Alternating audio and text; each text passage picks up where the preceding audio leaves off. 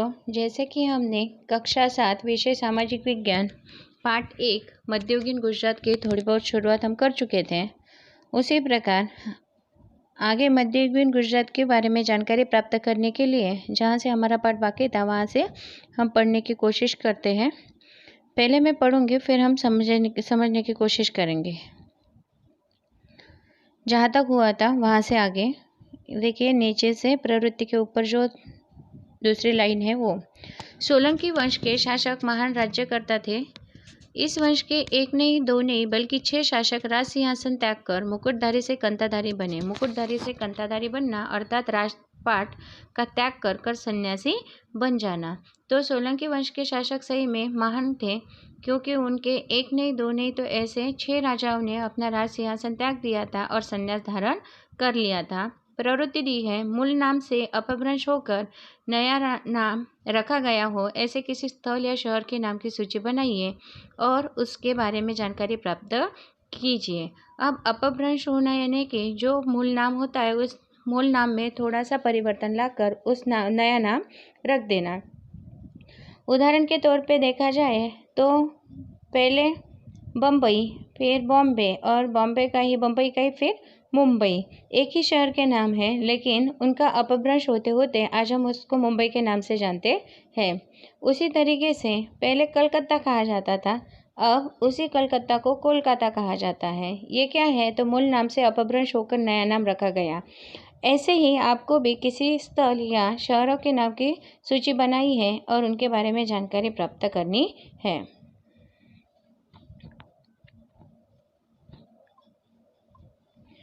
मुकुटधारी से कंताधारी बनने का अर्थ राजगद्दी छोड़कर सन्यासी हो गए थे। इसकी जानकारी पुस्तकालय से प्राप्त कीजिए। अनहिलवाड़ पाटन के राजा और विद्वान महान थे। उसी प्रकार वहाँ की रानियाँ भी महान थी।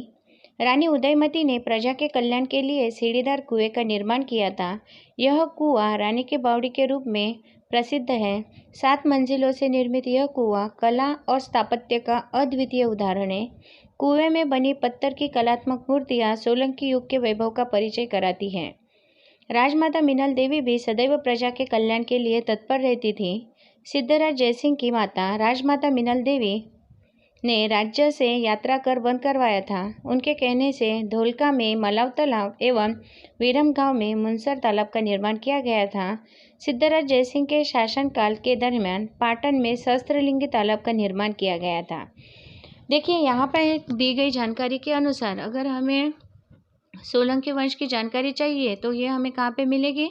तो पुस्तकालय में मिल सकती है और बहुत सारे पुस्तकों में इनके बारे में जानकारी दी गई है।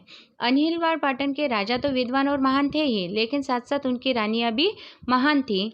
उसी का एक उदाहरण यहाँ पर दिया है कि रानी उदयमती जो रानी थी, उन्होंने प्रजा के कल्याण के लिए यानी कि प्रजा को पूरी तरह से पानी मिलना संभव हो इस कारण सीढ़ीदार कुएं का निर्माण किया था। यह कुआं रानी की बावड़ी के रूप में प्रसिद्ध हुआ और इस कुएं की विशेषता ये थी कि यह कुल मिलाकर 7 मंजिलों में निर्मित बना हुआ था। तो इतना ही नहीं, कला और स्थापत्य का यह अद्वितीय उदाहरण भी रहा है, यानी कि कला कुसरी का काम भी और स्थापत्य कला का काम भी यहाँ पर उस बावड़ी में यानी कि उस कुएं पे किया गया था। यह हमें देखने के लिए मिलता है और आज यह कुआं जगह प्रसिद्ध है। कुएं में बनी पत्थर की कलात्मक मूर्तियां सोलंकी युग का वैभव परिचय कराती है, अर्थात कि किसी भी युग में अगर कोई भी इस तरीके से कला कुसरी का काम हुआ हो या फिर वहाँ का स्थापत्य और कला जीवन अगर हम देखते हैं या किसी मूर्ति का काम मूर्ति पे किया हुआ जो कलात्मक काम रहेगा उसको देखकर वो युग कितना वैभवशाली रहा होगा या किस प्रकार रहा होगा इसके बारे में हमें जानकारी मिलती है। इसी तरीके से यहाँ पे भी यहाँ की कलात्मक मूर्तियों को देख के सोलंकी युग में कितना वैभव रहा होगा इसका परिचय हमें ये मूर्तियाँ कराती है। राजमाता मिनल देवी जो कि सिद्धराज जयसिंह की कौन थी? माता थी। मिनल देवी ने भी प्रजा के कल्याण के लिए राज्य से यात्रा कर यानी एक जगह से दूसरी जगह पे जाने पर जो कर लगता था वो कर बंद करवाया था। उनके कहने से धोलका में मलाव तालाब, अब उनके कहने से ही धोलका में कौन सा तालाब? तो मलाव तालाब एवं विरमगांव में मुनसर तालाब का निर्माण किया गया था। और सिद्धराज जयसिंह ने भी अपने शासनकाल के दरमियान पाटन में सहस्त्रलिंग तालाब का निर्माण किया था। बच्चों, जैसे ही ये पाठ खत्म होता है उसके बाद मैं आपको इन जो तालाबों के नाम दिए गए हैं इनके चित्र भेजूंगी। आप ज़रा शांति से उसे देख लीजिएगा कि वो किस तरीके से बने हुए थे। तो हमें तब की जो कला कुशली रही होगी या फिर तब का जो स्थापत्य कला का जो भी प्रभाव रहा है, किसके जीवन शैली से प्रभावित था, तो यह हमें देखने के लिए मिलेगा। विचार कीजिए, पहले के समय में सीढ़ीदार तालाब और कुएं का निर्माण किया जाता था। वर्तमान समय में बांध का निर्माण किया जाता है। क्यों? क्योंकि पहले समय में हो सकता है सीढ़ीदार तालाब और कुएं का निर्माण ही प्रचलित रहा हो या उसी का ज़्यादा प्रचलन रहा हो। लेकिन वर्तमान समय में आपको पता है कि आधुनिक तंत्रज्ञान में जो बढ़ोतरी हुई है वो पहले के ज़माने में काफ़ी ज़्यादा है। इसी के चलते आज बांध का निर्माण करना संभव है और किया जाता है। आप अपने तरीके से तर्क वितर्क करके इसका जवाब ढूंढ सकते हैं। एक वीरांगना रानी का इतिहास अनहिल पाटन के साथ जुड़ा है। राजा अजयपाल की मृत्यु के बाद राज्य का कार्यभार उनकी रानी नायकी देवी संभालती थी। उस समय उनका पुत्र छोटा था। उनके समय में शहाबुद्दीन गौरी ने मरुस्थल पार कर गुजरात पर आक्रमण कर दिया। उस समय मूलराज द्वितीय ने गुजरात की सेना का नेतृत्व किया और शहाबुद्दीन गौरी की सेना को युद्ध में परास्त किया था। देखिए कि सोलंकी राजाओं से यानी अनिल पाटन के बारे में हमने बहुत सारी जानकारी प्राप्त की है। उसी में से हमें ये भी जानकारी प्राप्त होती है कि एक वीरांगना भी यहाँ पर हो चुकी है जो कि अजयपाल राजा की रानी थी और उनका नाम था नायकी देवी। और नायकी देवी ने अपने पति के मृत्यु के बाद पूरे राज्य का कार्यभार संभाला था और उस समय उनका पुत्र छोटा था। उनके समय में शहाबुद्दीन गौरी ने मरुथल पार कर गुजरात पर आक्रमण कर दिया, लेकिन ये रानी डगमगाई नहीं। तो सोचिए कैसी पराक्रमी रानी रही होगी वो। उस मूलराज द्वितीय ने भी गुजरात की सेना का नेतृत्व कर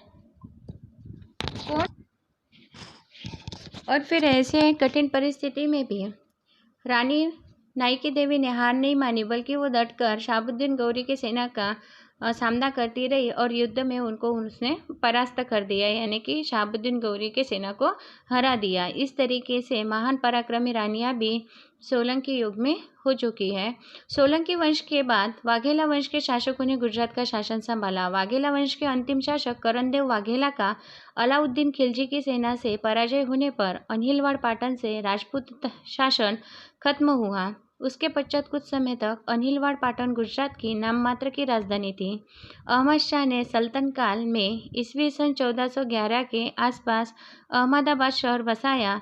तब से पाटन गुजरात की राजधानी न रहकर सुबागिरी प्रांत का केंद्र बना। यहाँ पर देखिए कि सोलंकी वंश के बाद वाघेला वंश, यानी कि सबसे पहले कौन सा वंश मध्ययुगीन गुजरात में कार्यरत था, तो वो था चावड़ा वंश। चावड़ा वंश के बाद फिर सोलंकी वंश और सोलंकी वंश के बाद वाघेला वंश, और वाघेला वंश के शासकों ने भी गुजरात का शासन संभाला है। वाघेला वंश के अंतिम शासक कौन थे, तो वो थे करणदेव वाघेला। फिर उनके बाद अलाउद्दीन खिलजी की सेना से उनका पराजय होने के बाद अनहिलवाड़ पाटन से राजपूत शासन पूरी तरह से खत्म हो चुका था। अब उसके पश्चात कुछ समय तक अनहिलवाड़ पाटन गुजरात की खाली नाम मात्र की राजधानी थी, यानी कि इतना कुछ कार्यभार वहाँ से संभाला नहीं जाता था।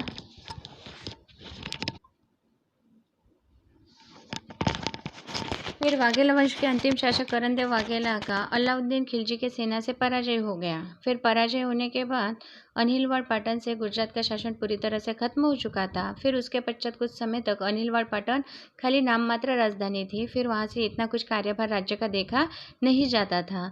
अहमद शाह ने सल्तन काल में ईस्वी सन 1411 के आसपास अहमदाबाद शहर बसाया। ये सवाल आपको आ सकता है कि अहमद शाह ने कौन से शहर को बसाया था, तो अहमदाबाद। कब? तो ईस्वी सन 1411 में। तब पाटन से गुजरात की राजधानी न रहकर वो सुबागिरी प्रांत का एक केंद्र बन गई थी। फिर पाटन गुजरात की राजधानी नहीं रहा, बल्कि वो क्या बन गया, तो एक सुबागिरी प्रांत का एक खाली केंद्र बन गया था। ऐसा हमें यहाँ पर देखने के लिए मिलता है। 15वीं और 16वीं सदी के अंत तक गुजरात पर सुल्तानों का शासन था। इस शासन के दरमियान अहमद शाह, मोहम्मद बेगड़ा, मुजफ्फर द्वितीय जैसे उल्लेखनीय सुल्तान हुए। 17वीं सदी के प्रारंभ में गुजरात में मुगल शासन की शुरुआत हुई। उसके बाद गुजरात में अनेक नए रजवाड़े अस्तित्व में आने लगे। अभी यहाँ पर देखिए 15वीं और 16वीं सदी के अंत तक गुजरात पर किसका शासन था, तो वो सुल्तानों का ही रहा है।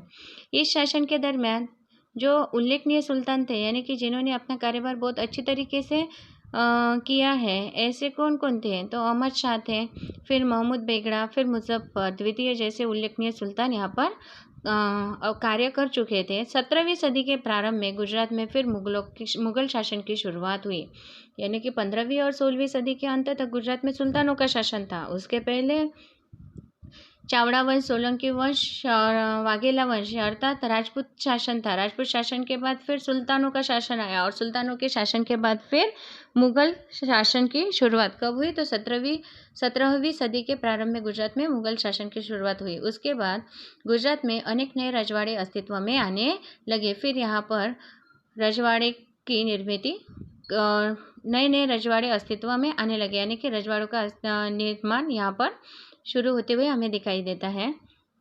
फिर यहाँ पर देखिए राज्य व्यवस्था, वहाँ की राज्य व्यवस्था कैसी रही होगी? तो सोलंकियों के राज्यतंत्र में राजा का सर्वोपरि स्थान था, यानी कि सोलंकियों के जो राज्यतंत्र था, उनका राज्य करने का जो तरीका था, उसमें राजा को ही सर्व यानी सब कुछ माना जाता था। राज्यतंत्र के विविध विभाग अलग अलग मंत्री संभालते थे। इस राज्यतंत्र में भी विविध विभाग थे और उनको कौन संभालते थे? तो मंत्री संभालते थे। जैसे आज भी हम देखते हैं कि वे अलग अलग खाते हैं, तो वो किसके पास रहते हैं? मंत्रियों के पास, जिसका कार्यभार मंत्री लोग संभालते हैं। इसी प्रकार मुख्यमंत्री महामंत्री कहलाता था और मुख्यमंत्री को ही क्या कहा जाता था? महामंत्री कहा जाता था, जो श्रीकरण यानी कि वित्त मंत्री से संबंधित विषयों की देखरेख करते थे। अब वित्त मंत्री कौन से विषयों की देखरेख करते हैं? तो आर्थिक, यानी कि पैसों के लेन देन या फिर खर्चों के लेन देन या फिर किस तरीके से कहाँ पे खर्च हुए, इसकी सब जानकारी, कर कितना आया, इसके बारे में सब जानकारी कौन? वित्त मंत्री देते थे। और वित्त मंत्री का ये जो मुख्य विभाग था, ये किसके पास था? तो महामंत्री के पास। इस समय संचालन विभाग का सबसे बड़ा भाग मंडल कहलाता, और जो संचालन करता था राज्य का, उस विभाग को क्या कहा जाता था? तो मंडल कहा जाता था। राज्य की राजधानी का प्रदेश सरस्वती नदी पर स्थित होने से सरस्वती मंडल के रूप में माना जाता था। अब मंडल किसे कहते थे? तो जो राज्य का संचालन करते थे उसे क्या कहते थे? मंडल।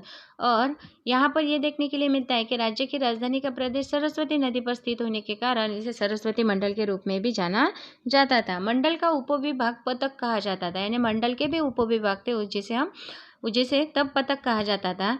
ऐसे अनेक पतक थे जिसमें अनेक गाँव का समावेश होता था, यानी कि मंडल में भी उपविभाग जिसे पतक कहते थे, और पतक में भी किसका समावेश होता था? तो गाँव का।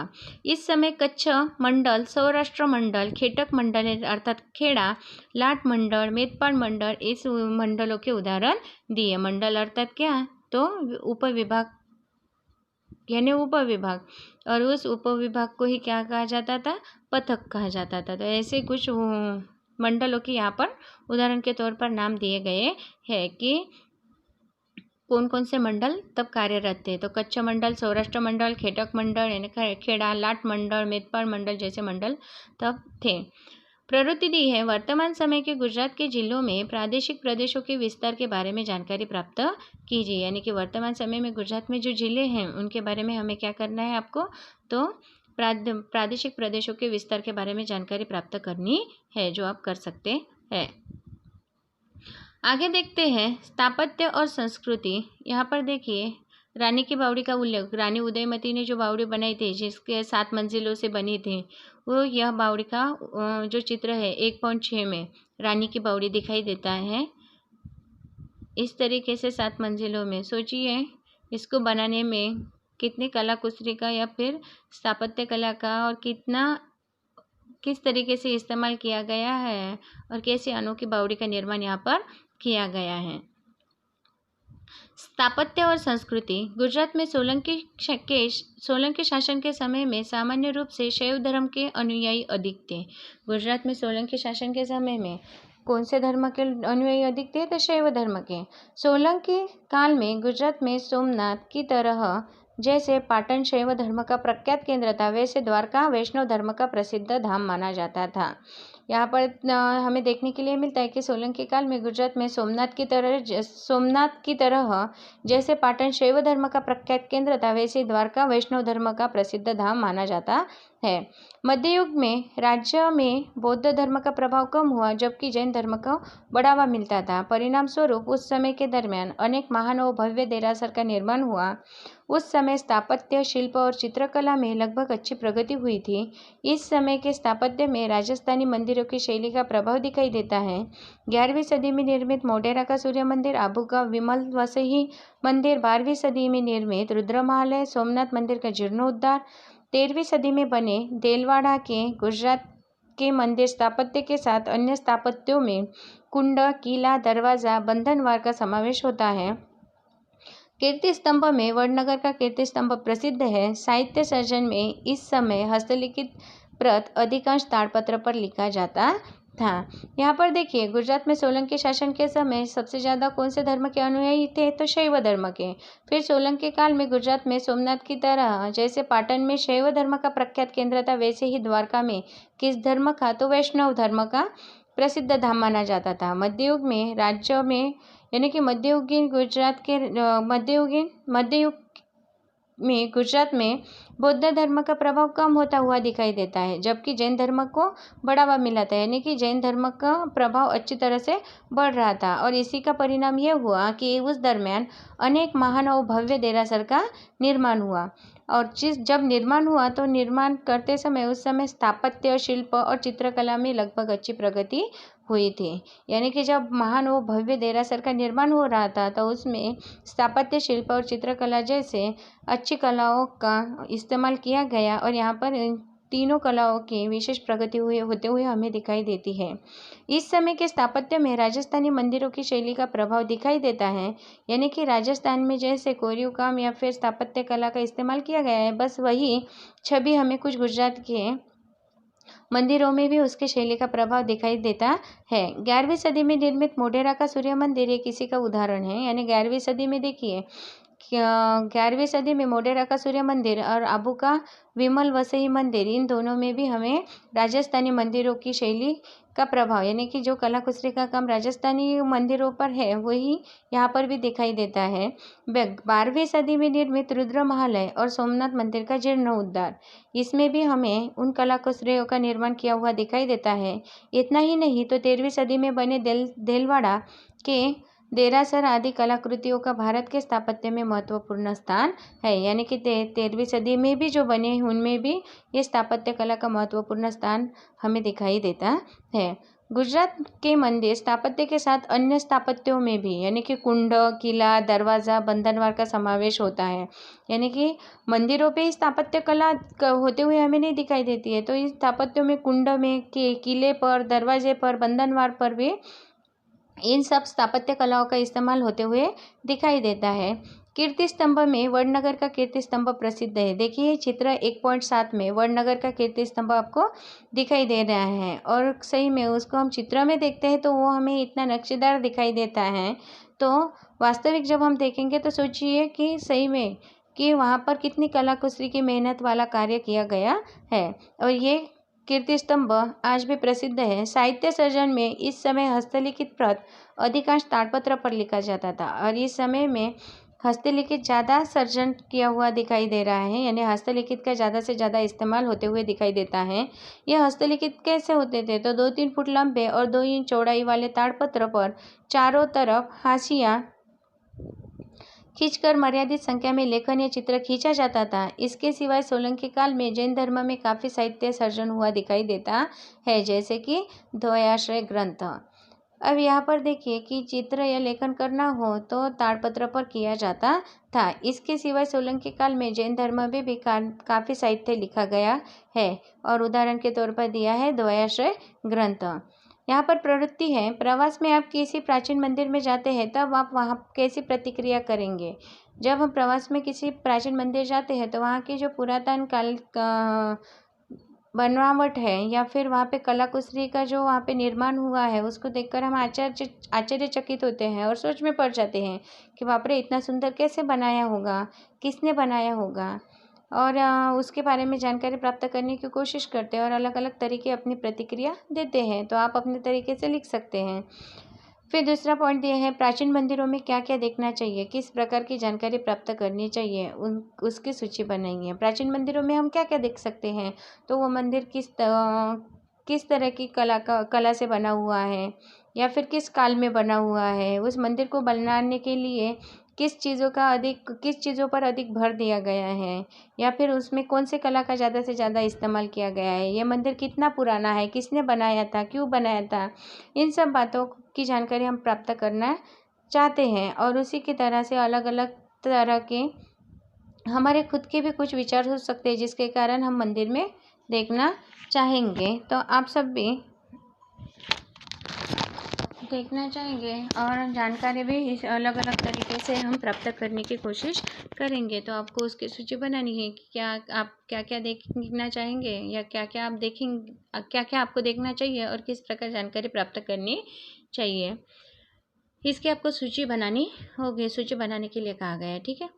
सल्तनत काल में जब अहमदाबाद सत्ता का केंद्र बना तब कई पुस्तक फारसी भाषा में लिखे गए, जबकि इस समय में गुजराती भाषा में कुछ साहित्य सर्जन दिखाई पड़ता है। गुजरात में सल्तनत काल या मुगल काल में अनेक प्रसिद्ध मस्जिदों का निर्माण किया गया। इसी समय में निर्मित सरखेज का रोजा, अहमदाबाद की सिद्दी सैयद की जाली आदि प्रसिद्ध है। इस प्रकार गुजरात में लगभग 560 वर्ष तक राजपूत वंश के शासकों ने और उनके बाद सल्तन और मुगल काल में कुछ सुल्तान और सूबेदारों ने शासन किया था। उनके शासनकाल की झांकियाँ कला, स्थापत्य और साहित्य द्वारा देखा जा सकता है। देखिए, जैसे पहले राजपूत वंश का कार्य वहाँ पर चला गुजरात में, फिर उनके बाद कौन आए, तो उनके बाद फिर जैसे हम देखते हैं पहले कौन आए, मध्ययुगीन गुजरात में वहाँ पर राजपूतों का शासन रहा, फिर मुगलों का शासन आया, और फिर मुगलों का शासन जाने के बाद सुल्तानों का शासन आया, और सुल्तानों का शासन जाने के बाद फिर मुगलों का शासन आया है।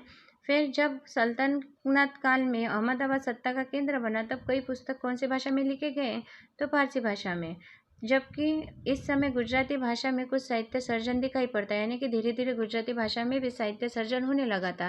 गुजरात में सल्तनत काल या मुगल काल में अनेक प्रसिद्ध मस्जिदों का निर्माण किया गया, और यहाँ पर भी सल्तनत और मुगल काल में प्रसिद्धों का निर्माण होते हुए हमें दिखाई देता है। इस समय में निर्मित सरखेज का रोजा यह और फिर अहमदाबाद की सिद्दी सैयद की जाली, ये दोनों ही आदि प्रसिद्ध हैं। इस प्रकार गुजरात में लगभग 560 वर्ष तक राजपूत वंश के शासकों ने और उनके बाद सल्तनत यानी कि सल्तनत और फिर मुगल काल में कुछ सुल्तान और सूबेदारों ने शासन किया था। उनके शासनकाल की झांकी कला, स्थापत्य और साहित्य द्वारा देखा जा सकता है, यानी कि तब कुल मिला के 560 वर्षों तक राजपूत वंश के शासकों ने यहाँ पर शासन किया। उनके बाद फिर मुगल काल के जो भी सुल्तान रहे उन्होंने भी, और फिर सूबेदारों ने भी शासन किया है। और इनके बारे में हमें जानकारी इनके बारे में हमें जानकारी कहाँ से मिलती है, तो वहाँ के कला, स्थापत्य और साहित्य में जो भी लिखा गया है उस साहित्य द्वारा मिलती हैं। आशा करती हूँ कि ये पाठ आपको समझ में आया होगा। अभी हम थोड़ा सा स्वाध्याय की ओर बढ़ते हैं और स्वाध्याय समझने की कोशिश करते हैं। याद करें, पहला प्रश्न दिया है, वनराज चावड़ा को नया शहर बसाना पड़ा, क्यों बसाना पड़ा? तो ग्रंथ से प्राप्त जानकारी के अनुसार पंचासर में चावड़ाओं का राज्य था, यह हमने पढ़ा है। उसके शासक जयसिकरी युद्ध में वीर गति को प्राप्त हुए, यानी कि किसके पिताजी, तो वनराज चावड़ा के पिता जो थे वो कौन थे, तो जयशिखरी थे, और इनको युद्ध में हार मिली थी। फिर उनके बाद उनका पुत्र वनराज चावड़ा ने पिता का राज्य पुनः प्राप्त किया, यानी कि उन्होंने पुनः अपना राज्य युद्ध करके प्राप्त किया। किसने? वनराज चावड़ा ने। शतविकसित राज्य की जगह वनराज चावड़ा ने सरस्वती नदी के किनारे एक नया शहर बसाया जिसे अनिलवाड़ पाटन के रूप में जाना गया। और ऐसा कहा जाता है कि अपने पिता का राज्य पुनः प्राप्त करने में मदद करने वाले मित्र अनिल के नाम से शहर का नाम अनिलवाड़ पाटन रखा गया था, यानी कि उन्होंने इस तरीके से पंचासर में जब चावड़ाओं का राज्य था और उनके पिताजी जयशिखरी को युद्ध में हार के वो जो राज्य था उनका वो ले लिया गया था। फिर से जयशिखरी के जो पुत्र थे वनराज चावड़ा ने पिता का राज्य पुनः प्राप्त करने के लिए फिर युद्ध किया और उस युद्ध में उनको किसने मदद की थी? तो अनिल नाम के उनके मित्र ने। और फिर उन्हीं के नाम से उन्होंने सरस्वती नदी के किनारे एक नया शहर बसाया जिसे अनिल पाटन के रूप में जाना जाता था, और इस कारण उनको शायद नया शहर बसाना पड़ा। प्रश्न 2, सोलंकी काल को गुजरात का स्वर्ण युग माना जाता है क्योंकि देखिए, आज से लगभग 1000 साल पुरानी बात है। गुजरात में जयसिंह सिद्धराज नामक राजा राज्य करता था, जो सोलंकी राजा था। उसकी राजधानी पाटन थी। सोलंकी राजाओं ने लगभग 300 साल गुजरात में शासन किया।